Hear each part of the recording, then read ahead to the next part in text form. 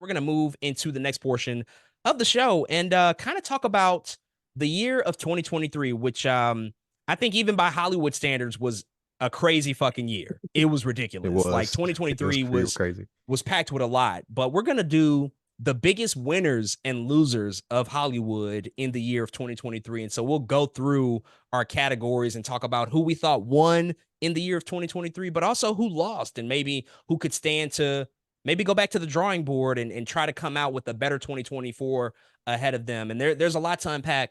One thing that I will mention is that, of course, the elephant in the room all year has been the strikes, the writer strike, the actor strike, Hmm. just a historic time. There's not a specific winner or loser section dedicated to them because, quite honestly, we could do a whole episode on that. We've talked a lot about the strikes, and I think that information is just inevitably going to come up in a lot of these conversations anyway. It's going to be kind of connected to a lot of these topics and just how it affected Hollywood and how it ultimately just impacted the entire industry. And so it'll be a part of this conversation and sort of weave in and out of these different topics. But I just want to call that out quickly. But before we really dive in, man, just what are your overall thoughts about the year 2023? How things were in the state of Hollywood between the movie industry, the film industry, the things that we Hmm. saw in front of the camera, on the big or small screen, but also some of the big Hmm. stories that we saw behind the camera, some of the successes or failures or trends that we noticed coming out of this year. I honestly think this is one of the most potentially pivotal years in both the television and movie industry. I really do. I think we've learned so much, and so much was in some ways kind of broken in Hollywood, but because of the strikes, because of kind of some of these trends we're seeing, what movies are successful, because of some of these other things. I honestly feel like some things are also beginning to heal, and it's not all bad, it's not all good, but I think a lot of what is happening will eventually again and hopefully turn on the bright side. I think there's a lot to take away and a lot to learn. And I think I'm excited for future years because of that. This was the year in some ways that feel like the trenches, right? Post pandemic, this really feel like the year everyone was like all in. Everyone was it was all steam ahead. This really feel like that first post pandemic time, and so I'm really excited to see what we get from that, what the fruits of that labor means of this year. Again, you could tell it was hard for some people. For some people, it was very successful, and so now it's like okay. What do we do from here? And hopefully things get better. But I think overall, for me, it felt like, dang, I think we learned a ton. I feel like we learned more this year than we did last year. It really does feel like that to me because there was so much happening and so much going down behind the scenes, in front of the scene, like all of it. And so, yeah, I'm really just looking forward to, again, reaping the goods and the bad of this year, to propel us into future years of what all of this is supposed to look like.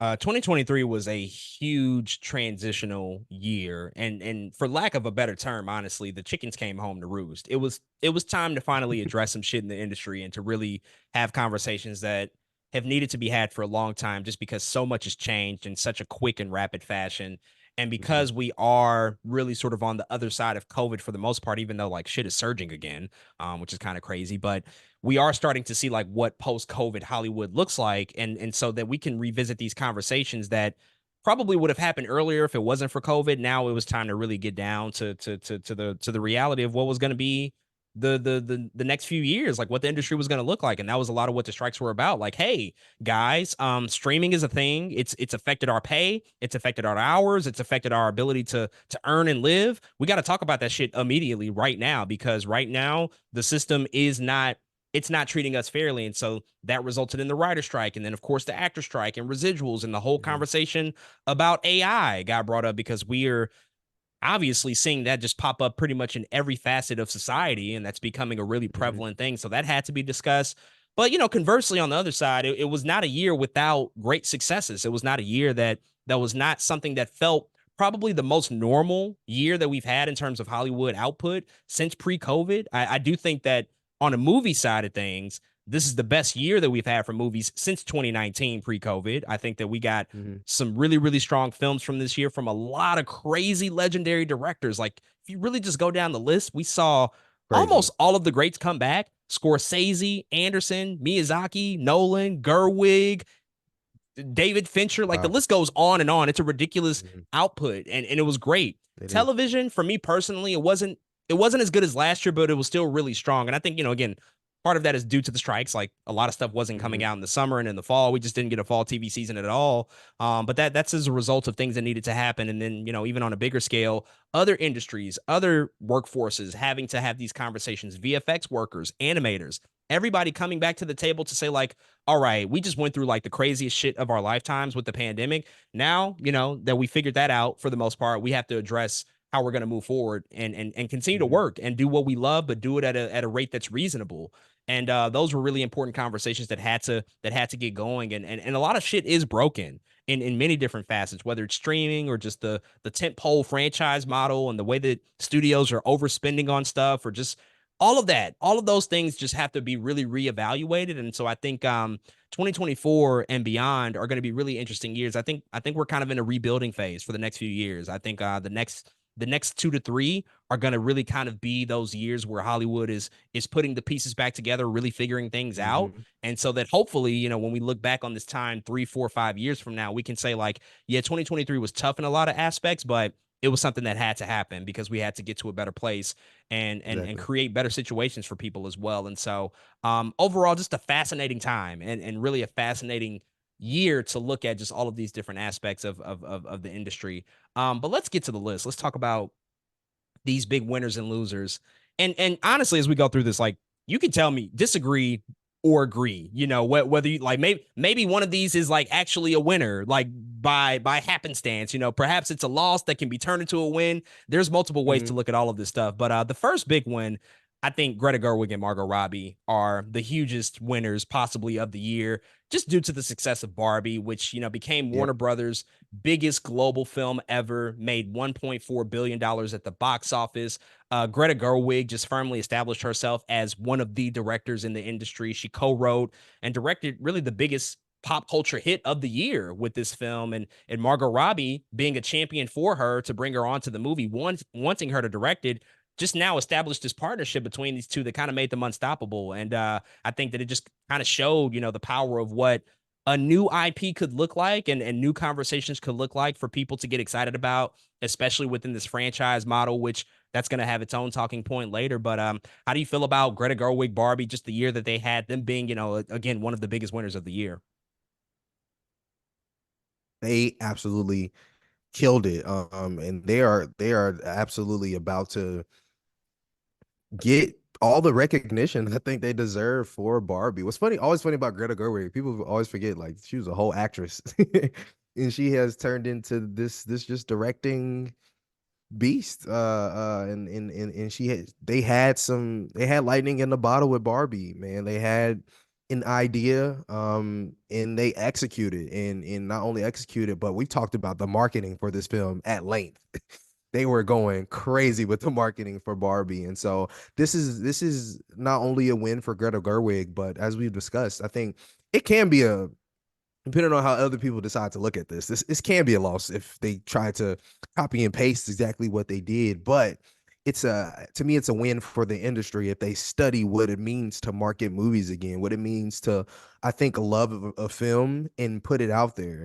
There's been so many big Hollywood blockbuster movies not getting the push that Barbie was getting off of, either off of laziness, or it could have been budget things, but Barbie was able to do it in a way that felt like, dang, they not only want to market the movie, but they really care about this film. And I'm hoping that can carry over to a lot of other projects in different studios, and people start to again take notes on what Barbie just not did from a movie making standpoint, but what they did from, again, a marketing standpoint. So I absolutely agree. Winner, winner, winner, chicken dinner, Academy Awards. We're probably going to see Barbie portions of the show, and I just know like we're not done hearing about Barbie, at least not yet. And yeah, I think that indicates what a success Greta Gerwig and Barbie was for this year. Yeah, it's obviously the movie story of the year. Barbie, Barbenheimer, Oppenheimer. That is just, you know, an anomaly that comes along very rarely in just the context of the industry. And I think ultimately when you look at Barbie and the success of it, the wrong lesson to learn, just like to put it out there, is to make more movies about toys. That's the wrong lesson. The right Please don't. lesson to take from Barbie is to present pre-branded IP films to visionary directors who have a take on the material that's interesting, that's enticing, that's different and unique. Mhm. And then once you have that in place and once that's established and you got the script in a really solid place and you get to that conversation about the filming and the marketing, which all throughout its marketing from the very beginning, Barbie presented itself as something different. As soon as you saw Yeah. that Stanley Kubrick homage, you knew like this Mhm. wasn't your typical Barbie movie. They're doing something that feels interesting and different. I want to check that out and see what they have to bring to this character. That's the right lesson to give these directors who have interesting and unique takes on these characters. They can come into these worlds and do something that feels fresh and feels distinctly their own voice. You know, just because Mhm. it's an IP machine that already has a built-in fan base or fandom, that doesn't mean that it doesn't have to be interesting. It could still be interesting if somebody has a take. And I think that that's really the biggest takeaway from Barbie, which is why it was so successful and it created this cultural movement that people felt like that they were a part of. And we saw the results. It supercharged the box office. It did something that nobody predicted it would do. Became the biggest film of the year, literally. And so I think it's an exciting time to know that those possibilities can happen. I fear that it might be an anomaly, but I'm hoping that just because of the power of Greta Gerwig and also Margot Robbie as a producer, that we can Mhm. even see more opportunities like this for women be presented Yeah. and to know that they can absolutely take these hits and make them global box office Mhm. smashes. You know, now with Greta Gerwig, she's become the first female director to have a $1 billion film at the box office. That's fantastic. Hopefully, we can get more and more and more of those. You know, I think that that's going to Yeah. be a great thing for the future of Hollywood. But really, ultimately, like take the material, make it interesting. Anything can be interesting if somebody has a really unique and distinct vision. Mhm. On the other side of things, a loser, I think, is Disney. The Walt Disney Company had a Oh, just yeah. they had a tough year. They had a really tough year. We talked a lot about it. In 2019, Mhm. 7 of their films that they released crossed $1 billion at the box office. It was unprecedented, just an absolutely historical year. You pretty much could look at them as a company and say like they're undefeated. They are the strongest conglomerate that we've ever seen on the on an entertainment front. But this year, zero of their releases in 2023 even approached that threshold. The closest was Guardians of the Galaxy, had about 845 million at the box office, but Disney struggled. A lot of their films underperformed, like Indiana Jones, Haunted Mansion, The Marvels. We're going to revisit a lot of those as well later in the conversation. But also, when you look Mhm. at their leadership and just like the challenges that they went through, Bob Iger earlier this year made those very questionable, unforced error comments about the strike, where he just said that stuff that just felt super tone deaf and just the wrong thing to say at that moment. Not only that, Star Wars, I don't think is in the best place. Like they have some okay stuff, but everybody's asking, like, well, where are the movies? Like, what's coming next on the movies? Can we get excited about a theatrical Star Wars run at any point in the future? We don't really know. And then, even on a bigger macro context, there seems to be like this cultural war against Disney as a company. I mean, I see so much commentary from people on YouTube, the internet, people who write things, tweets, whatever the case may be. Just this idea of wokeness as a culture, how Disney has embraced wokeness over the years, and now apparently it's basically caused them to have these misfortunes at the box office. That whole notion of go woke, go broke. I don't believe in that, but it is a thing that is being talked about. So much so that Mhm. South Park fucking talked about it in their show. They had the whole Pandaverse episode, which I do think is a pretty brilliant takedown of Disney, but it is what it is. Like that's a conversation out there about the perception of them as a company. So, what are your thoughts just on the state of Walt Disney, man? Just everything that they went through from the films that they put out to just also all of the challenges that they've had as a company and their perception to the larger public audience. Ooh, they've been having such a struggle with not only leadership, but I think vision within that leadership that it's I can't say I'm super surprised with any of it. What I will say this year, it's so interesting because at the top of the year, in some ways you could have thought like, damn, this is going to be a great year for Disney. And then everything started missing. I mean, just missing left and right. Peter Pan and Wendy, what even is that? You know what I'm saying? Like Quantum Mania. you even think, I mean, Elemental was like kind of a win. You know what I mean? It's kind of a win, but in terms of how I feel critically about the movie, it's like, dang, I thought that was going to be something else. I was pretty excited for that as a Pixar fan, and just wish, and I don't know, man. It's been such a weird year for them. Again, on paper, it all looks so good. Indiana Jones, it's just like, wow, I can't believe Disney ended up here. And it's unfortunate. I think we did kind of see some breadcrumbs carry over from previous years. You know, some movies or TV shows that we talked about last year, just like, Disney, we don't know what you're doing. There was definitely a trend there, but I was pretty hopeful for what Disney could possibly do this year, and I think they're not ready yet. And I think,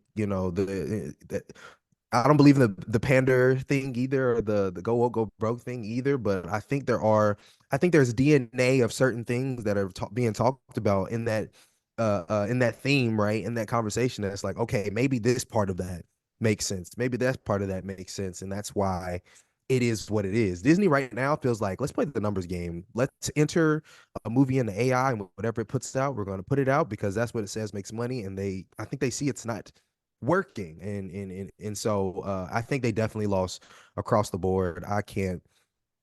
I really I can't argue that. Like, yeah, they definitely lost across the board. The only thing I will say is I think they can use this year to hopefully propel themselves in the future. Hopefully, they do make changes to things coming out. There are movies I think that they have coming that we can still hopefully and potentially look forward to in upcoming years. And so, but until then, man, Disney is definitely, unfortunately, on the shit list. It is what it is. Until they can get it together, but we'll have to see what that looks like. I hope they can get it together, but they definitely got an L this year.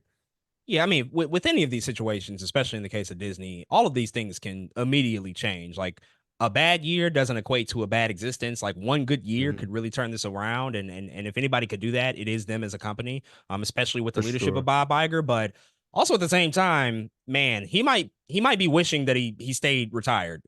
He walked into some shit this Probably. year. Hmm. And the behind the scenes challenges with the transition or lack thereof, it has Hmm. unequivocally affected all of this stuff. Just the handoff to Bob Chapek, some of the damage that he did to the company and to just like the perception of the company, which I don't fully blame him for. He certainly has a lot of responsibility, but he inherited some shit with COVID. Like nobody could have predicted that. But then for it to go back to Bob Iger, who has to right the ship and do things to get it back in a better Hmm. place, and simultaneously create a succession plan because he is going to retire eventually. It's a Hmm. lot to juggle and a lot to ask. And also in this day of age where the streaming boom that everybody thought was going to yield these results of massive money and massive subscriber growth. Like now that we see that that's not exactly the case anymore, they're facing this Hmm. harsh reality that all of their hopes and ambitions for certain models and financial things that they were going to really put all of their resources into might not have been the best decisions. And ultimately it comes down to the quality of what we see on these big and small screens. Like that is the most important thing at the end of the day. Like you can look at the theme parks, the merchandise, all of that stuff is great and adds to the bottom line, but their core business is making movies and TV. Like that is the cornerstone of Hmm. everything that they do. And if that shit's not Yeah. good, then everything else is going to be affected by that. If nobody likes Wish, then you can bet your ass that nobody's going to go and see Wish in the theme park and be excited about it. Like that's not going to Exactly. reverberate across the company. And so they have to get that Hmm. right. And I think that they suffered from a quality perspective for a long time now, for the past like Hmm. 4 years, really since the advent of Disney Plus. Things have just not been great. I mean, we've gotten a couple of good examples, Mandalorian first couple Hmm. of seasons, and or a few Marvel shows here and there. Maybe some movies have been well, but by and large, it's just not to the degree of which we hold them to and what you want to see out of a company that has just such platinum brands like Pixar and Lucasfilm and Marvel. Like there's just a huge expectation. So I think it's gonna definitely be a interesting 2024 for them. Again, a few great movies can really get them back in a solid place. And who knows, maybe everything that they put out next year is gonna be a home run. I don't know, but they do have to learn some hard lessons that, perhaps some of the things that they thought were gonna be those calculated those calculated things that were going to be successful. Maybe they have to recalibrate and really think about what that's going to look like in the future, especially with these brands and these built-in audiences. I think there's a lot of lessons to be learned, so we'll have to see. But Hmm. the next winner that we have is video game adaptations, which for the longest time Video game adaptations, they just weren't good. They just flat out just the movies weren't good. The TV shows, if they had Weren't those, good. just were not good. But something's Mhm. changing. Something's in the water. This year was a real breakout year for video game adaptations. Of course, The Last of Us kicked off the year, critically acclaimed HBO show, one of their most watched shows in the past decade. We also saw the huge, massive success of the Super Mario Brothers movie, the second highest grossing film of the year, 1.3 billion at the box office. Even Five Nights at Freddy's, a movie that I like actively Mhm. disliked, made a ton of Don't like money. it. It made 293 at the 293 million at the box office. So that just again sort of reinforces that built-in fan base to want to see that and want to show up for that. And also the fact like it was streaming on Peacock the same weekend. And so that just kind of proves like nobody has Yeah, that's Peacock. true. I don't think anybody has Mhm. Peacock because if people knew, I didn't even know that it was on Peacock. Like I got home after we saw the Me movie and either. I did I the was like, same thing. I'm kind of mad at myself that I didn't know this. But nobody I really same pays thing. attention to Peacock. But you know, Mhm. also other big wins. Gran Turismo, I just saw that recently. Great movie. Dungeons and Dragons: Honor Among Three Thieves, solid movie. Did not the greatest Mhm. at the box office, but might be just enough there to greenlight a sequel. And Twisted Mhm. Metal is also going to come back again on Peacock and have another season. So overall, we're just seeing a bit of a boon for video game adaptations, and we know that there's a lot of projects coming out in the future. Another Last of Us season, God of War, Ghost of Tsushima is going to get an adaptation. There's a lot in the works for some big properties. What's your outlook on just like how video game adaptations perform this year? Yeah, I'm gonna add Castlevania Nocturne to that hat too of winner for this year. But you said it, something is in the water. It's what I've noticed also about a lot of these video game adaptations, at least some portion of the original creator, like we know Neil Druckmann was very involved with Last of Us. At least like there's always like somebody who made the game that's very involved in the show or the movie that gets it, to somewhat be successful. Uh uh even I know Dungeons and Dragons fans were like, I like that.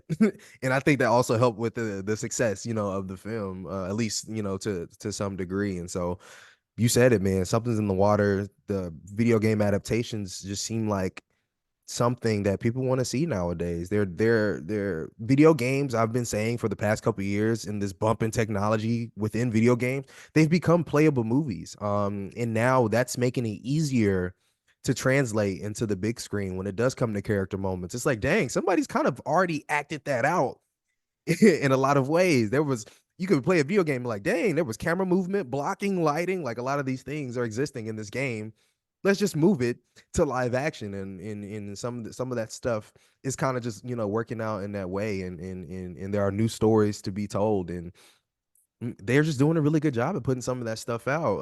It's not perfect yet, but I think that the model they have for video game adaptations is it's going up very rapidly, and a lot of stuff is about to come out that I think we're going to like as consumers. And so I'm just really excited for video game adaptations. I never thought we'd be here, but here we are. There's a lot of projects making me proud. Again, everything isn't perfect. I'm not in love with the superhero Mother Bar Brothers movie, right? But you cannot deny that 1.36 billion at the box office. That is something you cannot disagree with. And so I'm looking forward to the future of video game adaptations, man. This is crazy. It's like this is this is this is the beginning, although there's like a different age of video game adaptations, but now this is new birth, this is new growth, and I'm very excited for this beginning. I think there's something there that people will be able to hold on to for a long time, but they just got to keep the quality up, but they definitely won this year. Yeah, I mean, with anything, I think it just proves if you have people that care about the material and take it seriously, look what we can Hmm. do. It could actually be great, guys. Like if we actually think about it and take it seriously, because some of these games necessitate that, and they are inherently becoming more cinematic, and they actually have Hmm. actors acting out these scenes. Troy Baker actually did motion capture for a lot of the stuff he does in The Last of Us. And so, like, yeah, it becomes, I Hmm. think, easier to do that and translate that into a live action space. But it all comes down to the creators and finding the right people who give a fuck about the material, regardless of how you may feel about it. I, again, will say it, once more, Five Nights at Freddy's does not work for me, but I also know that I'm not the target demographic. Like that's something completely Hmm. past me. That's for a very Right. specific demographic. And for many of them, it worked. And that's all that really matters. And so they got what they needed out of that movie. And so we just have to always think about that for every adaptation. everything doesn't also need to be a home run either. I think that that's important to Mhm. remember. Everything doesn't have to make 1.36 billion at the box office and be one of the Yeah. biggest smashes. Like some of these things are inherently more niche products, maybe smaller audiences, maybe more Mhm. rabid fan bases. And if that's the case, then let's figure out how to make it work for that specific fan base. And so Mm. there's a ton of opportunity, and I think it's gonna be exciting because there's still just a swath of games we haven't touched where it's like I want to see what that looks like. I want to see what they can achieve there. We haven't talked about this. What do you think about the? I mean, we suspected it was going to happen. The Legend of Zelda movie that just got greenlit that became official. What do you think about the decision to make that live action and not animated? Because I initially suspected, based on Super Mario Brothers, that Nintendo was gonna like Yeah. build out Mhm. animated projects. It just felt like that was like the one that was gonna work. Live action, I don't know about you. That kind of makes me, and I'm not like a huge Zelda fan, but I think that there's a lot there. But it kind of makes me a little bit more fearful and maybe a little bit more trepidatious about that what that movie might look like. Oh, I am a huge Zelda fan. I'm kind of definitely feel some type of way. I do not understand why we're going this direction. One of the draws of Zelda from game to game is none of them look alike. Like almost every Zelda game in some way looks pretty different, right? Versus like the past two games we just got look the same, but those are like literally sequels of each other. They've all kind of taken different form and shape. And I thought and it's not only that, it's also slight disappointment that because I thought we were about to build out like this Smash Brothers universe animated movie thing. You know what I'm saying? It's Oh, it kind of starts with right the Super there. Mario Brothers. You know Yeah. what I'm saying? We start with the Super Mario Brothers. Here comes Link, with Zelda. Here we're gonna make an Earthbound movie with Ness in it. Like I just thought that's what was going to happen. I thought that's what we're going to do. And you're telling me this is live action. It's like, oh, y'all not going that direction. That's a kind of disappointing. I ain't gonna lie to you. I thought it was easy. Imagine like animated Avengers in a Smash Brothers movie. Do you know how many people go to the theater to see a Smash Brothers? It's ridiculous. But I don't like it too much because one of the charming things about Link as a character, one is he really doesn't say anything, right? He doesn't have a lot of lines. He just kind of yells a lot of times when he's like moving his sword and things. And part of me wishes, and part of me thinks that even like animation styles and a lot of the beauty around him, he doesn't have to talk because there's always so much to look at, or there's always somebody else to pay attention to. And I'm not saying a live action can't work. I'm sure there is a realm where they can make it look beautiful and this and that, but really animation is a big part of Zelda games. And so yeah, I'm pretty disappointed by it, but yeah, again, I can be swayed by a really fire ass movie too. You know what I'm saying? Like if it's really good, but right now I'm a little disappointed. Man, I think from a business perspective, I agree with you. It's a bit confounding that it doesn't feel like we're gonna do multiple films that leads to like a Smash Brothers crossover situation. What are we doing? From a business perspective, as a potential counterpoint, I think I'm kind of with the idea of Nintendo licensing out various projects to different studios Hmm. because Illumination and Universal made Super Mario Brothers. I believe Zelda's going to Sony Hmm. Pictures, if I'm not mistaken. I think that that's the case. I could be wrong about that, but I know that it's a different studio than Universal. Check. A part of me likes that idea just because it feels like that they're focusing on finding the best partners possible for every individual project. Like, let's focus on just making a great movie before we ever explore the idea of cross hatching any of these projects. Because if it was all just under the Universal banner, I think that that would kind of signal the Hmm. idea that they were going to do some sort of connected universe, which, also interests Right. me. But I do kind of like that idea to say, like, let's, hand it off to the best partners possible. Let's give a piece of the pie to multiple people and see what their take is. Creatively, I do also think that there isn't enough live action fantasy on the big screen these days. And so this could Hmm. be a moment and an opportunity to take live action fantasy on the big screen to another level. We're doing pretty good in the TV realm. House of the Dragon, Lord of the Rings, works for a lot of people, not for me, but for a lot of people. But the big screen has Hmm. kind of been absent of it. The Harry Potter franchise has not done what it's needed to do.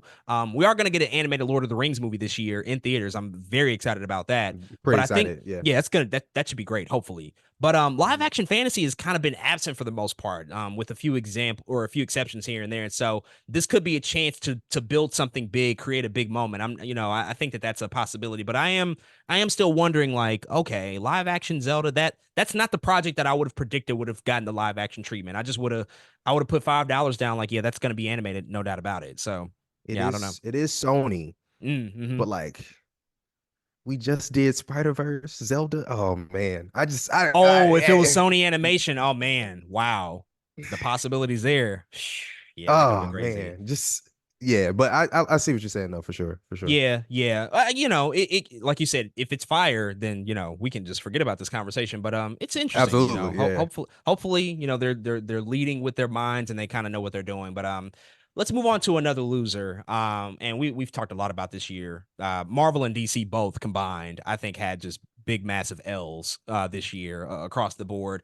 A few wins here and there, yes, no doubt about it. Not just unequivocal losses, but for the most part, these two companies, these two brands are not what they used to be, particularly Marvel. We know DC has struggled for a long time, but Marvel, for the first time, really started to take some significant hits on their chin, and some real blowback from the fans and from critics, just all across the board.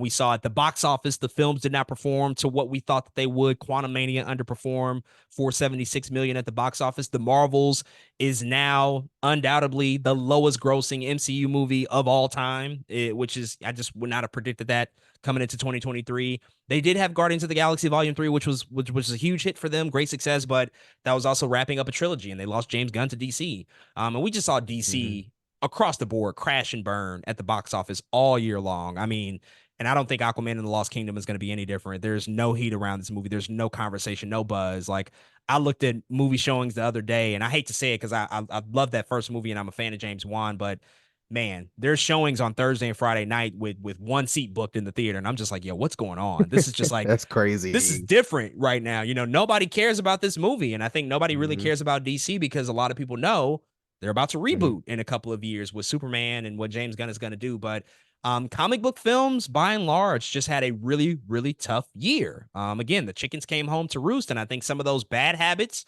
some of those bad things and qualities that we saw and that we started to question a few years ago, like, oh, that VFX doesn't look great. Oh, that story feels Yeah. undercooked and half baked. Oh, why is this cameo here all of a sudden? This feels just like, Hmm. as James Gunn would call it, cameo porn. It feels like a lot of that really kind of bore fruit this year and just, in the worst ways possible. So what's your outlook on just like what we saw out of both Marvel and DC from this year? DC in particular, I mean, Warner Brothers has been on fire in a, in a lot of different ways, and I think that is definitely showing for them across the board. They've kind of been going through things for a long time. The David Zaslav of it all, they it is what it is. I think on the DC side, we've kind of seen this for a while, and I think we've been disappointed in DC for a while. Again, a couple wins here and there, but mostly again stuff that has nothing to do with the DC that has nothing to do with like those other DC movies, right? Between the Batman and Joker, we even animated, like we didn't never had problem with any of those things, particularly the DCEU that seems to be on fire with Warner Brothers. And so again, that just is what it is. It's kind of been like that for a little bit now. And I'm just excited for a reboot at this point. Which is probably a lot of people probably feel like that. And it's like Aquaman. Why would I go see that? With to your point, what you just said. So man, Marvel, just unfortunate. We talked about this at lengths too. Really, I, a big catalyst is the Disney Plus of it all, though it did carry in a lot of it is just carrying over to other avenues of their work, and they have had other random things going on. The Victoria Alonso stuff, the visual effects stuff, now the Jonathan Majors of it all. It's just all crazy. And what's funny is, you look at Guardians of the Galaxy, and it's like, of course, James Gunn can produce for them, and we're losing him, unfortunately. The Marvel is losing him, unfortunately, to go to DC. But I think in saying that, it gives you hope for what DC can and hopefully will be in the coming years. I'm pretty excited for it. So I think DC is on the turnaround, but Wouldn't it be I feel like crazy they if in some DC just became like what Marvel was? Like, wouldn't it be crazy if like that one move, James Gunn, automatically just turned their fortunes around and they just like dominated for the next 10 years? That would be like the craziest shit ever. And what's crazy is they've always had the potential, right? Like for a long time, I mean, Batman was it. You know what I'm saying? Like Yeah. before there was Spider-Man It was in just 2000, Batman. it was Batman. Like DC has always had the potential to be that. They we've seen what happened with the Dark Knight trilogy. You know what I'm saying? Like they just have to get it together. And I honestly think that could be it. Really, my hope is that they both can be great, of course, and be in conversation with each other. Imagine, so we know the year 2025, both the Batman 2 and Superman Legacy comes out. Imagine those are just two bangers. You know what I'm saying? Like, and I think DC will like, I don't know, they'll mold into something different. I think, but also imagine if Marvel in next year, let's say Deadpool hits and things just start to hit, I would just want them to both succeed so bad. Instead of it's just been a war because DC hasn't produced. You know what I mean? And now it's a different kind of war because Marvel is in a seemingly decline. At least the snapshot is there in a seemingly decline. And so I just want them to win. But it's been an interesting and sad year for just superhero films in general with Marvel and DC. But this is another one of those things where Marvel took a step back. We know they're coming out with one movie in particular next year. To me, that's looking up. That's upward trajectory. You're taking a step back, looking at things. That's upward trajectory to me. That's like when Frank Ocean goes missing for a long period of time. You know what I'm saying?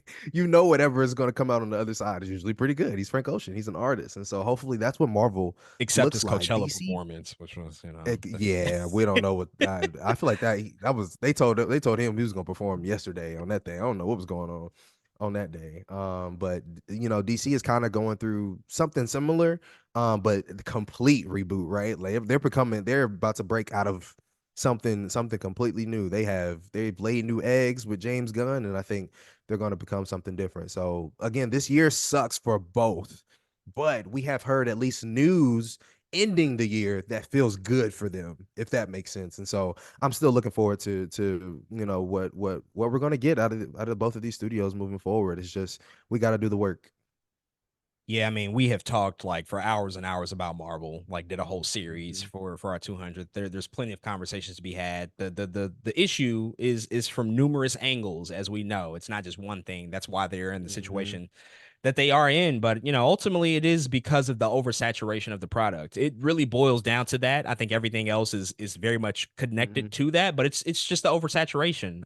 At any point with anything, any product, once you begin to mass produce it on a more mhm, frequent level, quality will decrease and overall lack of interest, or excuse me, just the general interest will start to decrease. People will just become less interested and less enthusiastic about it because the quality has decreased. That's just kind of the way of it, and I don't yeah, know any other example in Hollywood where that hasn't been the case. And with Disney Plus, all mhm, these shows, and you start to see that the effects have suffered and the quality dips, and they haven't cracked the code to TV, and then the movies become subpar and they feel disjointed and disconnected. We're introducing all these new characters and we don't know when the fuck they're going to come back because you're telling us that we're probably not going to get another Shang-Chi movie for 5 years, or Eternals might not come back for 7 years. Like, we have no idea about anything. And mhm. then they just expect people to keep showing up. Wrong. That's not going to happen. People are going to be like, you know what? I'm good. I just won't engage with this shit at all, as we just saw with the Marvels. Nobody went and saw that movie. They'll wait on Disney Plus. They'll probably watch it and think that it's okay and then move on with their lives. And so that recalibration for the next year is going to be super pivotal, the next few years, in fact. And, now, again, as we talked about at the top of the show, the Jonathan Majors aspect of it and just the focal point of what this saga is supposed to be. I mean, we have to Mhm. really, really nail that down and create Yeah. buy-in once again from the audience within this franchise. Give us a reason to give a fuck, because like most Mhm. people just don't give a fuck. I don't even give a fuck anymore, to be honest with you. Like when we were talking about the direction of what they'll do with Avengers 5, I'm almost Mhm. at a place of like, I don't even care. Like, choose a Mhm. path. I'll watch it Just do regardless, it. but just do Yeah, it. just do it. I don't really Yeah. give a fuck anymore at this point because, you haven't necessarily proven to me that this stuff has been good. When you look at, despite Mhm. how I personally feel about it, Doctor Strange 2 not well received, She-Hulk not well received, Secret Invasion, one of Mhm. the worst things that they've ever done. Thor 4, Oh like all of man. that stuff is just not hitting. So, that's just the nature of like where they ended up and just like how they treated their system and their workers and their Mhm. process. It came back to bite him in the ass big time.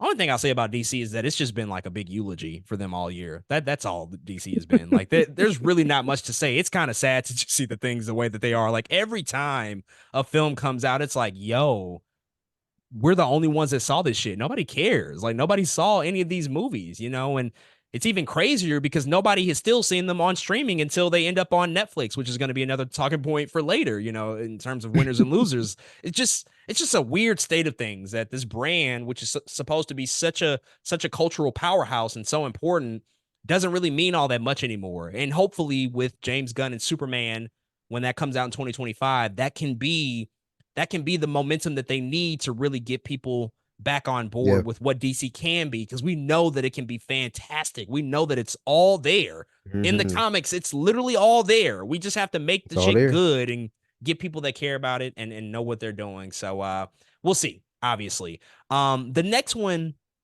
falls into both categories because I think this is an interesting conversation. It's a winner and loser. Franchise movies, franchise picks. I picked winner and loser for this just because like it was simultaneously the year for like good franchise picks, like some great examples. Mhm. John Wick Chapter 4 might be the best John Wick. Creed 3, fantastic. Guardians of the Galaxy Volume 3, we just talked about. Spider-Man Across the Spider-Verse. What the hell? That is just like a significant Yeah. movie in like cinematic history.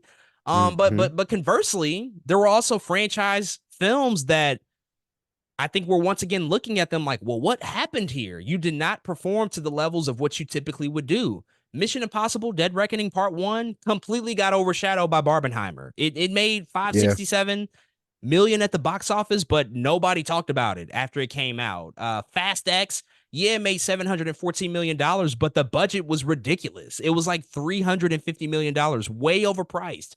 Same thing with Indiana Jones and the Dial of Destiny. That flopped. Transformers: Rise of the Beasts, lowest grossing live action Transformers film thus far, and The Little Mermaid, which a few years ago you put out a Disney live action adaptation of one of their animated classics that was a surefire hit to make anywhere between $800 million and $1 billion at the box office. And again, that's no Mhm. longer the case. And so we're on this weird sort of dichotomy with franchise, tentpole, pre-branded IP, feature films. Like it's anybody's guess at this point. And with the box office draft and the summer movie draft that we did earlier this year, I mean, we kind of said the same thing. Like it's really anybody's guess. We don't know what this is going to look like by the time the summer ends, and we were surprised at the results, and we kind of saw how everything played out. So, how do you feel both about just like the prospects of like how good franchise pictures have been, this year? We saw some great entries into certain brands, but with other ones, it Mhm. was just like they might have been good films, okay films, possibly even great films, I would say in the case of Mission Impossible 7, but the Mhm. interest just wasn't there quite like it used to be. Man, like, what's crazy, these are very itemized to me. Like each and every movie has a different story. Like for me in my mind, Mission Impossible, I think they got a bad date, bro. Like just like Barbie Oppenheimer's about to come out. I don't know. I don't know. That was a Part of me feels like miscalculation for sure. this is a miscalculation. Like you just came out in the wrong time. And to be honest, for me, 567 million in the midst of all that is good. It's just in the midst of it should have been something greater Yeah, than it's a big than step what it back from the last one for sure. it really is. And because Barb and Oppenheimer feel like we're people of exhaustion, right? Like we're excited about a lot of things, but we get tired too. And so everything can't be a moment. And if you have two moments that happen at the same time, you're gonna go towards the one that feels either more catered to you or the one people are talking about more. And that was Barbenheimer. And Mission Impossible feels like you just lost because you was next to this other shiny thing. You lost theaters across the board. You know what I'm saying? It's just miscalculation. They just shouldn't have done that. Fast X. I mean, these budgets are ridiculous. They're superhero movies now. I don't know what we're doing with the Fast franchise. Indiana Jones, Dial of Destiny. I Nobody to cares. Nobody cares. just no Sorry. nobody cares. I'm sorry. Just no. I like Indy, I'm but nobody sorry. gives a fuck I anymore. love Indy, bro. Nobody cares anymore. Unfortunately, still love Harrison. A legend. You know what I'm saying? Maybe they should have marketed it like that. You know what I'm saying? Market around Harrison Ford and this guy, but I don't. I really don't know. Transformers. Uh, I think people maybe could be. exhausted from Transformers. Part of me almost feels like that movie also failed to word of mouth. Like people were going to the theater like, oh, I didn't really like it. I know some people that didn't go see it because they heard from their friends that it was just okay, or they weren't really messing with it, or Transformers has been over. It's one of those things that has felt a little oversaturated for a while. I feel like we are almost always getting some big budget Transformers film in within due time. I think they had something with the Beast Wars stuff. I definitely still think they had something, but you still got to give us the quality in order for it to make it a moment and a blockbuster in history. And again, this was a very competitive summer, and so you really got to bring your A game. Little Mermaid, man. I mean, I Disney. I don't know. Like we of course we talk about the Holly Bailey stuff, the Halle Bailey stuff. I mean, how I'm sure there's some racism worldwide that contributed to this number, but also it's just not as good of a movie as it could be either. It Hmm. could just be better Yeah, as should a have been a better film. movie. We Yeah. gotta It should have been a better movie, and that definitely is a big part of it too. You know what I'm like? It just should be better. The whole CGI Sebastian and Flounder thing was like, why'd y'all make them look like this? I don't know. Like it was just a weird it was a weird thing to get into to begin with. Like you see the trailer and you're like, I already didn't know how to feel watching the trailer. And it's funny, I think a lot of us were rooting for Hallie for sure. But then it's like you see the movie and it's like she's still good. She was never the problem with the film. It's always the stuff around her. So that's just it's just weird. I'm excited to see her in Color Purple. By the way, I think she'll win some of that stuff. Not win some of that stuff, but I think we'll be happy when we see her in something, hopefully a better film that came out this year. But the winners, John Wick is just fire, bro. Like they cooking with grease with John Wick. New vision. I think that's important. Like they're setting out to do things people just haven't done yet in John Wick movies. And I could see Michael B. Jordan wheels turning in Creed 3. There's some sequences in there we've never seen before. There was also some stardom behind it, right? People like the first two Creeds. You add a Jonathan Majors, you add, you know what I'm saying? Creed, people showed up. Cross the Spider-Verse, an event. They literally created an event of some of the craziest things we've ever seen before in animation. Like that movie is really legit unprecedented. And then we already talked about Guardians, man. So yeah, everything is just so itemized when it comes to these franchises, and it's weird. And you can study each and every one differently, but they some of them just got to get it together and make better movies. And I think that's the bottom line. And we get so many of them now. Like every single weekend, one of the things we talked about when we did the summer movie draft is how packed the summer felt for the first time since COVID. We hadn't Mhm. really had a Yeah. packed summer of releases since 2019, but now this summer there was like a big movie dropping every single weekend. Mhm. And that used to could work in the 2010s, like that used to be a viable solution, but once streaming became the dominant play, that no longer worked for people. And I think that that speaks to your point about exhaustion and moments. In the 2010s, Mhm. like if we actually had time and a bit of a buffer in between these big releases, maybe just 2 weeks most, like not a huge amount of time, but Mhm. just 2 weeks, Right. and streaming wasn't Mhm. where it is now, you could still go see something and have a great conversation that lasts, that encourages word of mouth, that gets people to go Mhm. see it, that second weekend, that third weekend. But now, because of that churn and how quickly things are moving, I mean, we're on to the next one immediately. And that's what happened with Mission Impossible. They just ran up against the brick wall in Barbenheimer. There was just no way around it. They should have moved back a week and came out 2 weeks earlier as opposed to a week earlier. But on the flip side, when you look at the creative output of a John Wick Chapter 4 or Spider-Man Across the Spider-Verse, I mean, I totally agree.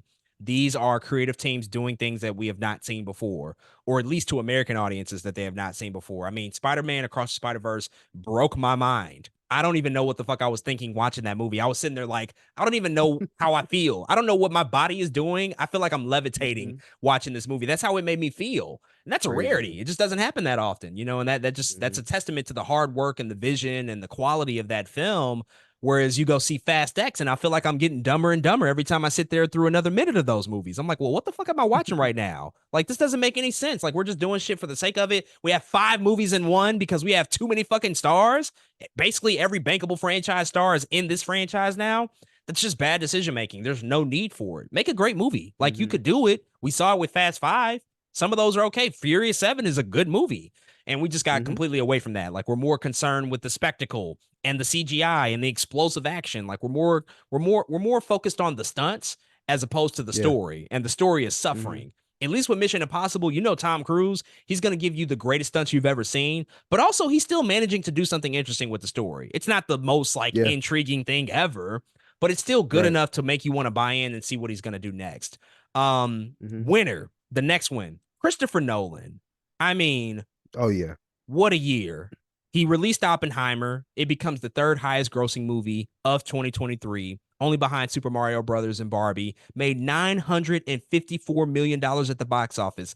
A movie of white men in rooms talking for 3 hours, engaging about the atomic bomb and physics, made almost $1 billion at the box office. It's also the fourth highest grossing IMAX release of all time. And that just kind of signals to me that Chris Nolan, and I said this during our review of the film, that this was the culmination of everything we've known about him as a director. This is a culmination of all his talents, all his gifts, and all the things that he cares about. Like Oppenheimer felt like the movie that validated everything Chris Nolan cared about for his entire career. That probably annoys Mhm. some people. The fact that he's so stringent about physical media, and now that we see that Oppenheimer and the 4K discs represent 40% of all the film sales at this point. The fact that he's just so gung ho about IMAX and putting his films in premium large format screens. Well, look, fourth highest grossing IMAX movie of all time. The fact that he builds sets and that he brings in actors to locations, like all that traditional thinking stuff that he's brought to his movies over the years. Oppenheimer was the validation of all of that, all of the care and the heart and the attention that he puts towards that stuff. And I have also been one of those critics of him. I'm not afraid to say it. Like, there's sometimes where I'm like, yo, Mhm. dude, lighten up, bro. Like, it doesn't have to be this fucking serious. Like, just do something that's contemporary. Like, just try it out. Like, maybe digital isn't such a negative thing. Like, I don't know if this film grain Uh, on the film screen is working for me right now, but look, he did and stuck to his vision. He stuck to his guns, and it worked. It just worked. I mean, Oppenheimer is mhm. just like a massive success. It's one of the best movies of the year. So, what are your thoughts on Nolan, man? Just like everything he brought to the table and just what he did overall for the industry this year. The music, yeah, I know this is I promise I'll relate this back. Music has become this thing that feels very, let's get a single, and that's how I become successful first. Like, I always argue that a lot of artists nowadays don't necessarily love music how we used to, right? A lot of them don't play the piano. A lot of them didn't used to sing in the church. A lot of them don't. I remember hearing an interview from somebody. They was like, "Oh yeah, I don't even listen to 80s and 90s R&B." I'm like, "How are you an R&B singer? You don't even know where you came from." You know what I'm saying? And it feels like, and I say all that because Christopher Nolan has always felt somebody who like cares about movies. Like you can tell in everything that he does, to everything you just said, that he absolutely loves the thing that he is doing. He loves film. He loves the process of it. He loves being a director. And Oppenheimer very much shows that to me across the board. And so it is no surprise that Christopher Nolan is a winner this year with something like Oppenheimer. It's not always going to work, right? Just because you do love something doesn't mean your work is always going to be well received by everybody.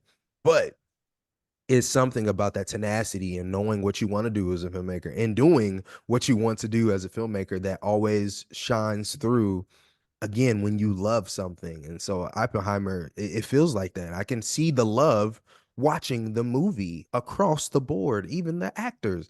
And so yeah, man, Oppenheimer is just one of those fourth highest grossing IMAX. IMAX has also kind of just been winning here lately. IMAX has been winning Thousand in percent. general lately, but yeah, but Christopher Nolan, man, he stepped up this year and showed us again why he's one of the greats, man. And so I'm not surprised, but man, I'm never gonna forget Oppenheimer. What was that? Black Friday weekend? You couldn't find it. I Oh didn't yeah, even know. sold out. I was like, excuse me, where did this come from?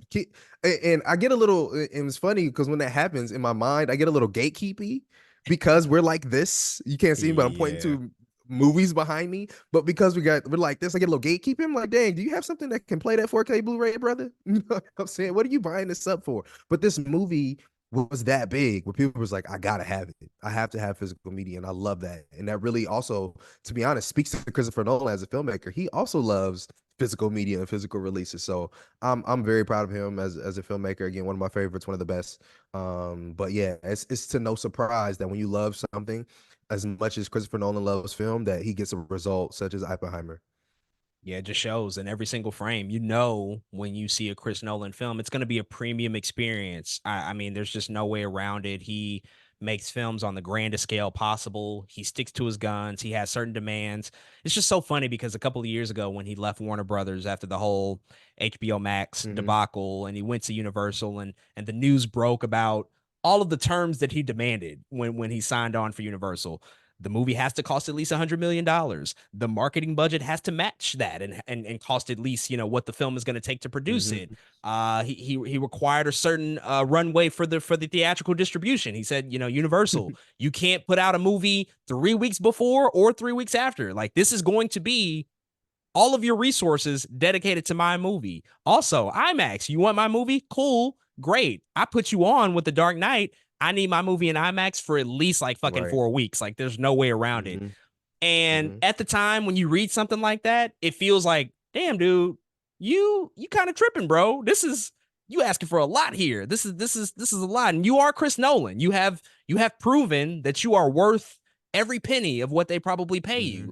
But I think that there's an easy way to look at that and doubt him. And now with the movie out and we're seeing what it does, again, it just validates all of that stuff that he believed in himself. I think that this is just a true testament of a guy knowing exactly what he wants, believing in it, seeing it through, and now we see that it resonates. And I think that that's just a story that everybody can relate to. When people know that somebody puts in everything to a product, to their art, to whatever it is, they can see Hmm. that on the other side, and it's going to be rewarded for that. I mean, the 4K discs selling out, what? That's never fucking happened before. What? Like, No. people don't even buy DVDs or Blu-rays, and the fact that the 4K disc, the most expensive one, sold out for What? like 2 weeks at every retailer.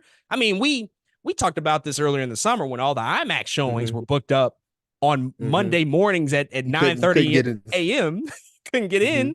I didn't think that was going to carry over to fucking Amazon and Walmart and Target. I was like, oh, I'm good. I'll be able to watch it at home as many times as I want. No, it took me 2 weeks to get a copy of the movie. Just crazy, man. I mean, Crazy. it's a really ridiculous kind of result to look at, but it's also inspiring to know that there are still a few filmmakers out there that can warrant that type of reception. The Hmm. next loser that's listed here is diverse television shows, and this is really, I think, somewhat of a product of the belt tightening that's happened at studios because of the streaming, sort of the impact of streaming not necessarily being, I think, what studios and companies thought it was going to be. There's a lot more strictness happening with budgets, and so a lot of things have gotten cut this year.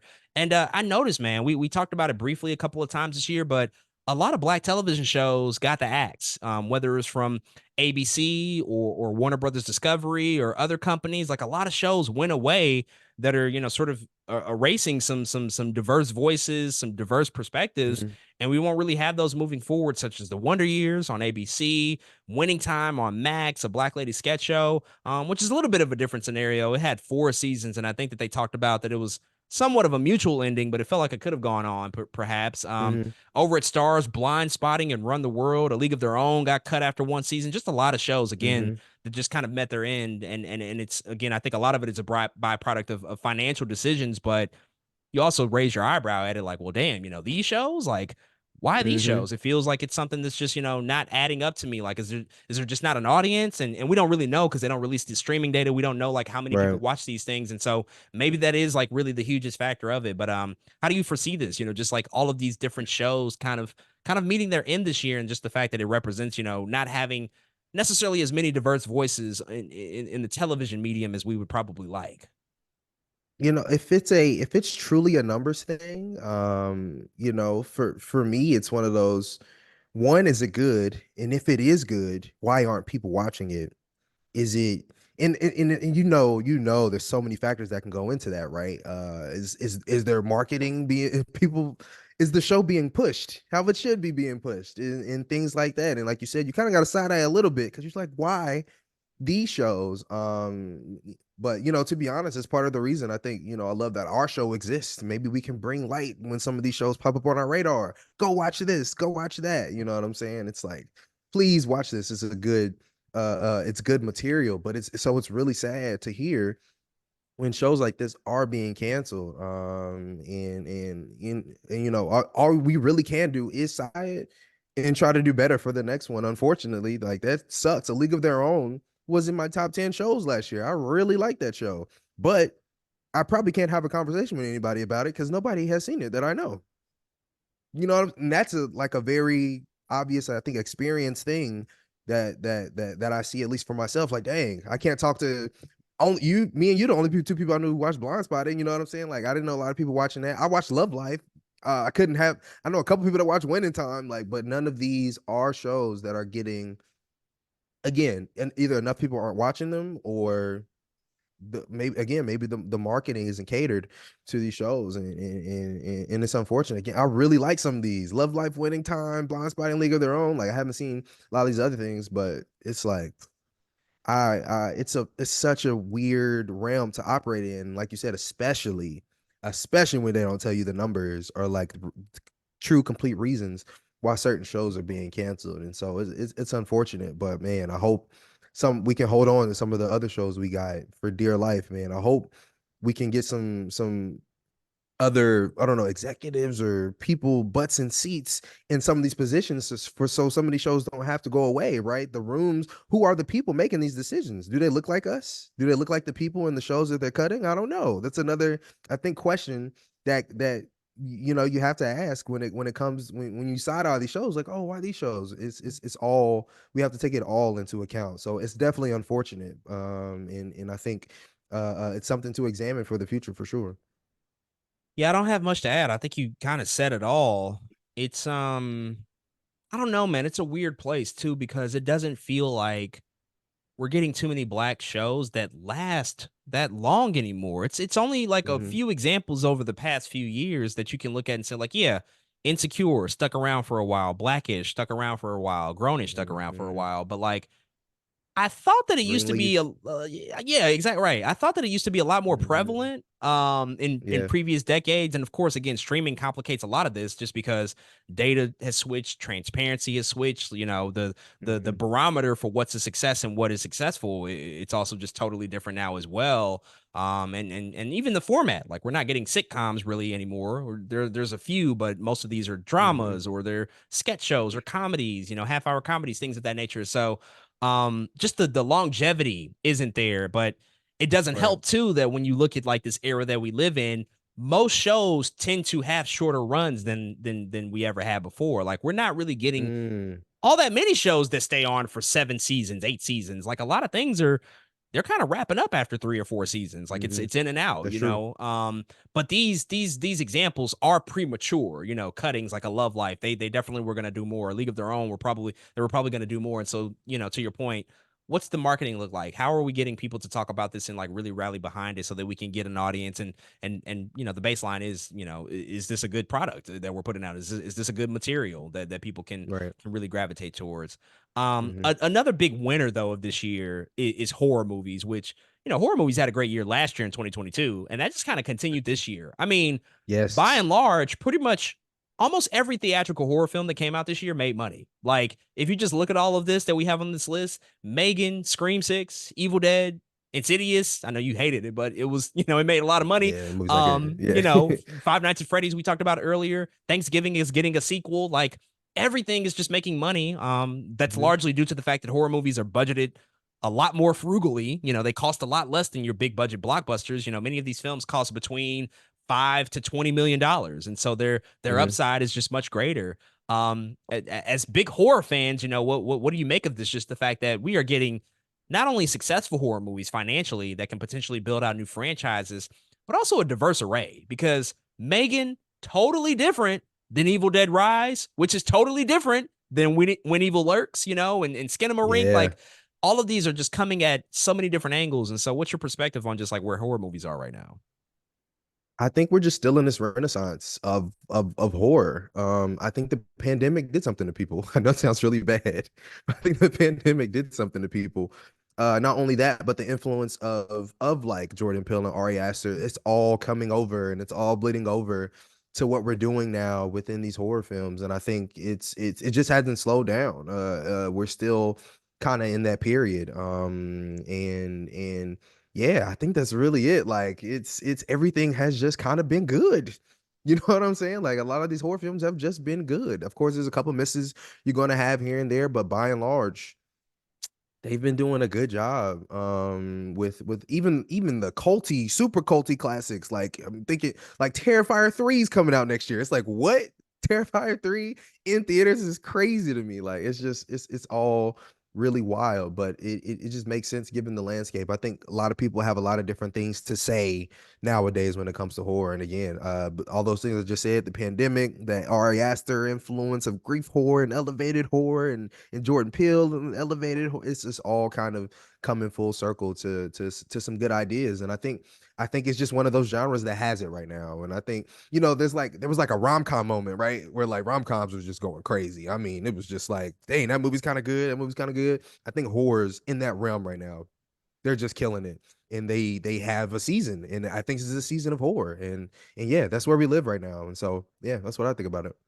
And I think a lot of studios are intelligently applying the Blumhouse model. Like make these for cheap Mm-hmm. because if you make them for Yeah, cheap, if you're economical in your production of it, then the opportunity for success can be really good. Like even The Blackening, like you look at $18 million, that doesn't seem like a big number, but it only costs five, and so it's like now it's getting a that's great. sequel because that's like, Yeah. oh, we spent five and made 18, good. Like we have an audience and Do we it can come back again. to theaters, Mm-hmm. and that works, and so that's a method that just makes sense and it's smart, especially for the horror genre, which is one Mm-hmm. of the only genres that I think a lot of people still look at and say, like, I want to go to the movies for that. Like, I want to feel that Mm. sense of fear with a community of people and Yeah. a community of strangers. Like, there's nothing still like Yeah. that can replicate that. Like, a drama, like most people can kind of just stay at home and watch a drama, Yeah. but horror movies, Yeah. I mean, they just hit different on the big screen. That's just no way Yeah. around it, It's made for speakers too. Horror is like that's really what surround sound's for. Sometimes it's horror movies. So it's like Exactly. you gotta go to the theater to get that. Yeah. Yeah, yeah, you wanna get that Dolby experience because you want that crazy sound that you can't replicate at home. Mhm. Wonderful. That's what you're gonna do, and, I think that's what we're seeing here, making them for small budgets, maximizing the potential returns, creating new IP, creating new franchises, building fandoms. I mean, Insidious, this is like, what, the 5th one, and it's still making this type of I money? can't believe it. That's crazy. The Nun 2, like, Mhm. the first movie, Can't most believe it. people kind of agree, not a great movie, still made almost 300 million. Like, that just it's a built-in fan base of people that want to see that material, and so they are just they're firing on all cylinders. But, still within the horror realm, a big loser is the Scream franchise, at this point. We talked about this a couple of weeks ago, but, one of the most reliable franchises feels like it's on a wobbly sort of leg right now because of just the decision making behind the scenes. We talked about Melissa Barrera being fired for her comments about the Islamic, sort of situation going on in Gaza, just all of that controversy, and then finding out that Jenna Ortega is also not returning to the franchise because of what we thought was a scheduling issue, but now apparently is coming out that it might be salary related, and that her team came back, wanted seven figures because her stardom has risen. Look at Wednesday, biggest Netflix show pretty much ever, and they just didn't want to pay her, which doesn't seem like a crazy concept considering that that's why Nev Campbell walked away. That they didn't want to pay her what Yeah. she wanted to get paid, and that's why she wasn't in Mhm. Scream 6. And so maybe there's validity to the Jenna Ortega story. And so now the future of that franchise just is uncertain. And so I think that this franchise has reinvented itself multiple times, and so it can do that again. It doesn't necessarily need Melissa Barrera or Jenna Ortega, but Mhm. I think the optics of it look bad regardless. I think that there's no way around it. Like, I don't agree with the decision to fire her. I think that they should have went about it differently. Absolutely. If the salary dispute information is real about Jenna, that they're tripping. That's a ridiculous thing to not pay that Mhm. woman because she is absolutely becoming a big star. And that just begs the question of like what the next one's going to look like. Will Nev Campbell come back? Will they get other people back? We don't know. We'll have to ultimately see what that looks like when Scream 7 arrives. Yeah, not too much to add. I think what you said at the end is my big thing is you literally have Jenna Ortega in front of you. Like again, she is about to be it. You know what I mean? Like this girl between Wednesday and X and all these other, she is the horror queen right now. You will not take the money to make her your star. You know what I'm saying? And it just feels a little, I don't know. It's like, why wouldn't you go and do that? Why wouldn't you Yeah, why wouldn't you go and do that? Like you said, they can't reinvent themselves. It just feels just like, dang, it feels a little unfortunate. Like, just go make her your star. I think it's a good idea. Because if not, to be honest, somebody else is going to. And I think that's exactly what's about to happen. Wednesday season 2, whatever she's about to end up in, Beetlejuice, you know what I'm saying? Beetlejuice, yeah. Come on. Like, come on, Scream. What are y'all doing? Like, y'all could be the ones, and instead you're gonna be the ones that missed out, unfortunately. Because we just talked about Scream in the winter section. They did great. I love that movie. I was like, this is a really good Scream movie this year. And now it's like falling apart, or now it's like time to reinvent again. It's like, that's just too bad. And so, yeah, it's just too bad, man. But we'll see what they come up with. But mm, Cheap is what I'll say. Too cheap. cheap. They gotta. It's really frustrating when it comes down to that being like the issue. I think it's value that you can clearly place on an individual and say like, oh yeah, this person is worth it, and she's one of those people. I think at this point, like you Hmm. you can unequivocally say that she can bring an audience, especially after all of those people that watch Wednesday who just want to show up for her. But we'll see what they Right. do with Scream. I mean, hopefully they can figure something out. The last big winner that's here is it's Netflix, because I think the streaming wars that we've been talking about, I think that they're over. I don't think there's a Hmm. streaming war anymore. I think Netflix is unilaterally undisputed champ, which there was really no way around that. But 2022 was a difficult year for them. It was a really challenging year. It Hmm. kind of broke the industry. Their stock crashed and their revenue fell for the first time pretty much ever since they really had this boom that started in about 2012, 2013. And it forced them to kind of reevaluate a few things, come back to 2023, and they came back roaring, like in a big way. Their stock is up 60%. They cracked down on the password sharing, which I know pisses a lot of people off, but the method worked, because once those people got booted out of those accounts, what did they do? They went and signed up for Netflix. I can attest. My mom had to sign up for a new one. It just was what it was. Like, she want to keep watching Netflix, we got to sign you up. And so that worked as a business Dang. strategy. Now they're sitting at almost 250 million paid subscribers. They had big hits this year. Wednesday, it came out at the end of last year, but it certainly bled over into this year. Hmm. And then you look at acquired titles like Suits, which had just a phenomenal year on the platform, which is kind of ridiculous. Even I watched it, which I just wouldn't have predicted. It's just running laps around, I think, every other streaming platform at this point. Prime Video has around 200 million subscribers, but let's be honest, most people have Prime Video only because they have Prime. They They don't don't use it. they don't Yeah. use Prime Video. They have Prime for Yeah. fucking shipping. Like, that's how it's always been, Hmm. because you don't pay extra. Disney Hmm. Plus, we know that baked in audience, that Disney legacy is a big factor of why it has 150 million subscribers. Everybody else, Max, Hulu, Peacock, Apple TV Plus, under 100 million. Not even in the conversation at this point. And probably in the next few years, there's going to be consolidation, there's going to be buyouts. It probably will go Hmm. from 50 streaming services to about the big 4 or 5, and that's going to be it. But even beyond that, even beyond just like the subscriber growth and the revenue growth, you look at just the acquisitions that they've made and what's happened in the past few weeks, even the past few months, and it's kind of reverting back to what Netflix became famous for, just the stuff that they had that they acquired, not their originals. Because now we see all of the DC films are on Netflix now. Everything from the DCEU over the past 12, 13 Yeah. years, you can pretty much find on Netflix, like Batman v Superman, Suicide Squad, Black Adam, The Batman from Matt Reeves. And guess what? Suicide Squad is in the top 5 on Netflix right now. And I'm talking about the 2016 David Ayer movie. The one that pretty much everybody said was a shit movie is in the top 5. I saw it trending on X the other day. People are talking about it, not because it's on Max, but because it's on Netflix. Also, other HBO shows, Insecure. I know a baked in audience that is revisiting Insecure just because Huge it's on audience. Netflix. Not because Hmm. it was on Max, but just because it's there. They also got Ballers and the World War II dramas, The Pacific and Band of Brothers. And again, as I mentioned, Suits was a huge hit this year in the midst of the strikes that were going on. It surpassed 3.5 billion viewing minutes in a single week repeatedly. And it was in their top 12 as the top streaming show for 12 consecutive weeks. Guess what? Hmm. Suits is also on Peacock. Who watched it on Peacock? Nobody. But who watched it on Netflix? Every fucking body. So I think it just goes to show, and it reinforces the idea that Netflix still has the power to take something, regardless of where else it's available, and make it the talk of the community. They can make it a word of mouth show. And really, I think a large part of that is that top 10 feature that they added a few years ago. That kind of changed the game. The Netflix top 10, I mean, we can't deny that once that was introduced, that largely influences what people watch. If you go on Netflix and see something as the number one, number two, number three most watched, whatever, I think you're more inclined to watch it. I noticed my Mhm. own trends and viewing habits started to lean towards that. And so I just think overall, the streaming wars, they're done. There's no more conversation about it. Nobody else is catching up at this point. It's just not going to happen. And quite soon here, we're going to see everybody start to consolidate and really kind of bow down to Mhm. Netflix as we're seeing them do and start to license out things and actually like add more content and more things to watch on their platform just due to the word of mouth and the visibility and the scale that they have compared to everybody else. Something else that Netflix has that we're not talking about. Netflix is winning the anime war as well between all of these people. Oh, they're killing it. They are the only other streaming service that kind of had something under their belt for a while was Hulu. Hulu also has a ton of anime.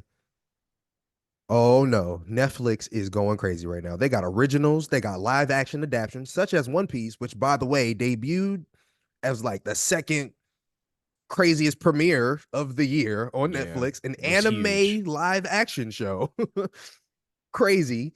Yu Yu Hakusho just came out. Like, there's a whole nother demographic with anime stuff, K dramas. I know if I want to watch a K drama, I don't go nowhere else but Netflix. If I want to watch a K drama, I'm going to Netflix. They have like certain niche audiences that all these other streaming services also don't have. Netflix is winning. It just is what it is.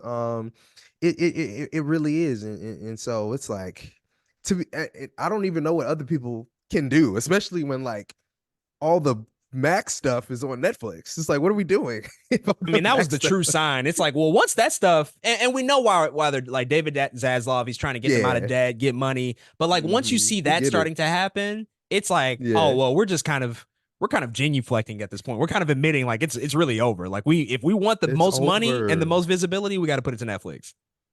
Seeing Insecure on Netflix was the craziest thing to me. I just couldn't believe it. But guess what? I've been seeing people click on it. I've been seeing people talk about Insecure again. I've been seeing it's back up. Numbers of it's just so crazy. One other thing is there's some BT Plus shows on Netflix now. Oh wow, I Freaking didn't even know that.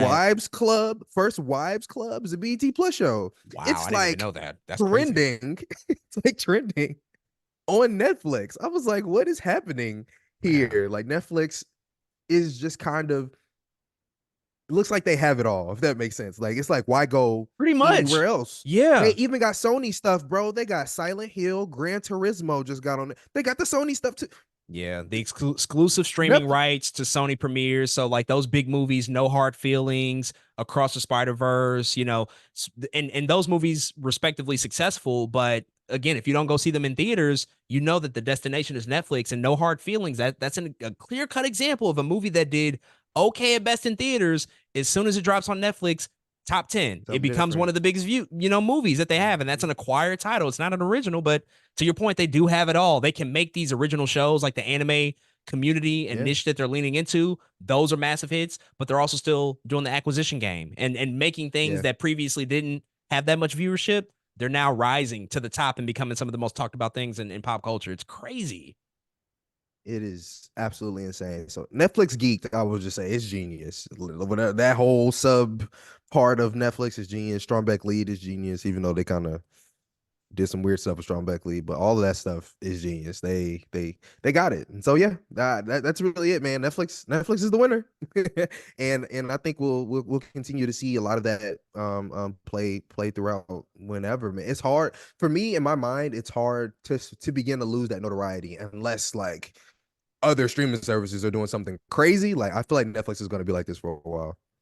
So David Zaslav, he feels like a bit more of a radical CEO. Like him giving away the DC titles, or licensing them. I don't want to say give away, but him licensing out the DC titles. Knowing him and knowing how he operates, I see that. Do you ever see a situation or a reality where Bob Iger, Disney, all of a sudden, like maybe they consider giving away licensing a Marvel show, a Star Wars show for a limited run on Netflix, something that's been out for a while. Maybe the first two seasons of The Mandalorian, since they've been out for a few years. Maybe they say like, hey, for one Mm. year, we're going to put the Mandalorian on Netflix, or is that too much of an admission of defeat on the part of Disney? If they did something like that, would they sort of naturally be admitting that they can't compete? And so, if they want more visibility, if they want more conversation around those shows, we got to send them to Netflix because we know that the audience is there. That's a good question. I part of me doesn't see it. Part of me doesn't. I can't see Bob Iger. Like I can't. I don't know. It's something about that I can't see happening. I can't see even older stuff happening. I definitely can see that. I can even see them taking some of that Fox stuff they're sitting on, you know what I'm saying, and be like, okay, y'all can have Uh, some of this Fox stuff. sure, You know what I'm sure. saying? Like, hey, Netflix, let's throw some, let's die Hard and some other stuff on Netflix. I can see some of that stuff happening, but some of that big, Like the I premium don't new know. stuff. Yeah. I don't know if I can see Mandalorian opening Netflix and Mandalorian's top 10 TV. I just know I don't think because I also think that's one of the things that's really keeping them afloat versus some of the things I feel like David Zaslav gave to Netflix is not necessarily like stuff keeping them afloat, if that makes sense. Like the DC Yeah. stuff, everyone's like, oh, we've already seen that. You know what I'm saying? Everyone's like, oh, Insecure, technically that show's been out for very long. I can't see some of that older stuff, but I don't know about like Mandalorian. I don't know. That's kind of a big one to kind of give away. I don't think they can give that one because that's what I'm very curious of the 150 million people on Disney Plus. How many people are there for Star Wars content? You know what I'm saying? And I feel like if you, as soon as you see that, as soon as somebody, not necessarily misguided, but who doesn't have all the information, sees that on Netflix, they're like, "What the hell? I need Disney Plus for? I'm clicking out of this thing. Cancel." You know what I'm saying? So I don't see that happening. At least not to that degree. Yeah, maybe, and maybe, maybe those like real platinum brands like Star Wars, Marvel, that's kind of, off limits. Yeah, The maybe Fox Peter one, Pan and Wendy. the you know where that should stream? Nowhere. How about that streams or maybe Tubi? Send that to Tubi for free. I'll watch it on free To for Tubi. be. But yeah, the Fox point is good. Like there's a lot of legacy Fox titles. Maybe even some of Mm-hmm. those old like Disney has not committed to like physical releases for their Touchstone catalog, their Hollywood Pictures catalog. There's so many movies from the So 90s, the late many. 80s and the 90s that they haven't widely made available. I mean, just like classics like fucking Tombstone, that's a movie that I love. Mm-hmm. I don't even know if that's available on Hulu or Disney Plus. Maybe it is. I mean, I have a physical copy, but just like for the general masses, I think that there's like a treasure Mm-hmm. trove of stuff that they're sitting on from what they have there. And to your point, the Fox catalog, there's so many titles, and maybe that's the way, as opposed to like those things that are the true draw for Disney Plus, which is your Mandalorians, your Marvel MCU premium shows, Right. whatever the first run releases for Disney Pixar are going to be on the platform, and Kanto only becomes a big hit because it showed up on Disney Mm, Plus 3 weeks after it was in theaters, exactly. so Mhm. we'll see how it all shakes out. But before we wrap up here, man, any other winners or losers of the year that we didn't mention in this bigger list? I mean, there's a ton of like other Mm, big stories that broke in Hollywood, but I know one of the things that I was thinking about in terms of winners and losers that I did want to like quickly cover. I think movie theaters had a win this year. I think that they were winners. yeah, Not necessarily. I mean, obviously, like Barbenheimer was huge, yes, but right. I think even more specifically, we're seeing that films with niche fandoms are doing really, Mm, really well. Like Godzilla, the Godzilla -1, The Boy and the Heron, the concert films from Taylor Swift and Beyonce. Like we're they're all seeing doing good. that there's Mhm, a route and there's a path outside of like the biggest movies of the year. Like your movie doesn't have to be a $300 million blockbuster. There can be these smaller hits, Five Nights at Freddy's, that have niche fan bases that can still do mhm, exceptionally well and keep theaters afloat and do good business in those somewhat off seasons. We know that August, September is not like a huge season at movie theaters. Five Nights at Freddy's came out like end of September, October. The concert films, October, Taylor Swift, that movie was big for October. That was the biggest movie of that month. mhm. This first weekend of December, historically low performing weekend. What do we get? Renaissance and Godzilla and The Boy and the Heron. Like those movies are Bangers. creating, I think, or they're at least filling those voids financially that we Mhm. used to see in the movie release calendar because they're catering to audiences that will show up for them in theaters. So that was just like Yeah, another winner that I wanted to call out.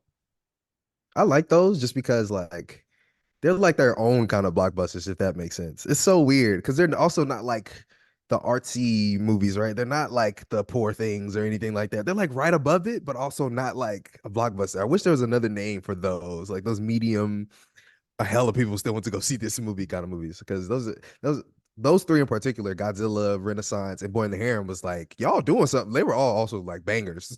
But also it's like, oh shoot, this is kind of crazy how many people are in this theater. I remember looking at you when we went to go see Godzilla, like, damn, it's kind of a lot of people in this thing to see Godzilla. I love this. So I like that. I do have maybe one more small winner, just animated TV, man. Animated TV shows in general Mm, have hmm. been winning. I've talked last week. I talked about Young Love, Fiona and Cake, Castlevania, Nocturne is going crazy. Anime in general has been turning up. Just knowing the how happy the community is. People have been more enriched than ever in a lot of animated TV shows. We just got done talking about Scott Pilgrim. You know what I'm saying? Like, there's been a lot of really good animated projects by way of television shows, at least, that have been just turning up and turning out, man. They've all been doing a good job, because just because it's animated doesn't make it good. And in fact, a lot of people thought a lot of those things were childish, but now I feel like we're seeing a moment where they're only not childish, but they're also really good. They also speak to things that exist in adulthood or cater to adulthood that are just thriving. So I want to throw animated TV shows in there as well. I think they've been doing a really good job. Don't be surprised if like a couple end up on my top 10 TV shows list for the year, man, because they've really been doing the thing. That's a good one. And you know, to your point, like there has been a good output of quality, but just the variety of what's available too. Like you're getting all Hmm. forms and all sorts of different types of animation. And you're seeing people like working at these shows. I just got a couple more quickly. Um, I think a winner of this year is Steven Spielberg. Now, he didn't release a movie this year, but the reason I'm saying that he won is because he predicted this implosion that's happening in Hollywood 10 years ago. And I think Dang. that that's kind of a win because he knew exactly what was going to happen. And I'm specifically referring to the comment that he made. Again, it was 10 years ago when Netflix was starting to really take off. And you know, we fast forward now and we saw that Netflix and movie theaters, or not movie theaters, but movie studios are kind of responsible for why these strikes happen. But he said, quote, that's the big danger. And there's eventually going to be an implosion or a big meltdown. There's going to be an implosion where three or four, or maybe even a half a dozen mega budget movies are going to crash into the ground. And that's going to change the paradigm. That is the story of this year. We have seen so many movies, as we just talked about, crash and burn, not make the money that they thought they were going to make because they are way too expensive. They overinflated their expectations. And I think over the next few years, we're going to see the belt tightening continue and we're going to see the smaller budgets. And that's going to Hmm. force and necessitate more creativity, I think. And I think it's going to be better because I think when you have less to work with, we're just naturally going to see people be more creative and be more inspired and Hmm. give us better shit because when that's For just sure. naturally I think how things go when you have less to work with as opposed to Yeah, having indispensable resources. And so I think he's a winner, just like by proxy of saying that the shit was going to happen. And, I and like one that. more, I don't want to be mean spirited about this, but I think a loser of this year is The Rock. And I say that because you know, he kind of got ousted from the DCU. You know, at the top of the year, we saw that Black Adam was no longer going to be a part of James Gunn's plans. That kind of made him fall flat on his face after being the public champion of Black Adam. He he Hmm. he made it appear as if he was going to be the person leading the DCU forward, bringing Henry Cavill back. Everything was going to center around Black Adam, and that didn't happen. And it all meant that he had to return to the franchise that really made him a star, and that's the Fast franchise after him and Vin Diesel beefed for like 7 years. And we got to the movie theater and we see him show up in the post-credit scene almost as an admission of, you know, the fact that these other things that he was trying to do just didn't work. You know, they just weren't taking off in the way that he did. Now, The Rock losing is me just fucking shooting from like not like way behind half court. Like this is a reach because that man pretty much never loses. Like he got tequila, he got every business, he got a football league. Got Like a lot.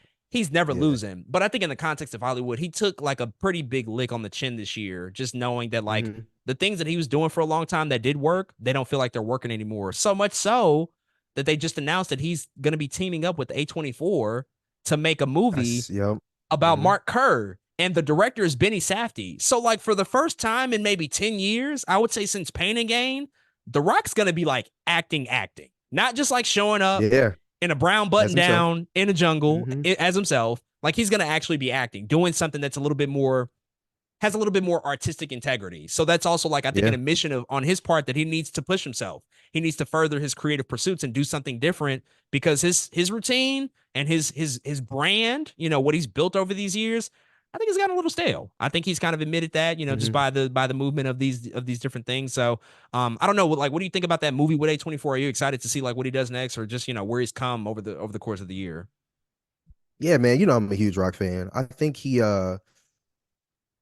one other thing just to note that he did this year is one of the biggest contributions to SAG, right? To SAG AFTRA That was huge. in the Yeah. strikes, which is shout out to him, man. I think he was at least you could tell The Rock at least cares about this stuff, which is why I think he's going through so much. He's having like an identity crisis almost of like, what am I supposed to do? But we've talked about this too, where unfortunately on a lot of different fronts the movie star is not necessarily a thing anymore, right? And The Rock felt like that one of the only remaining pieces of what is a movie star, and I think he's seeing some of that doesn't work out as much as it used to anymore. Let me actually go put myself to work. And like you said, with the A24 Safety brother movie.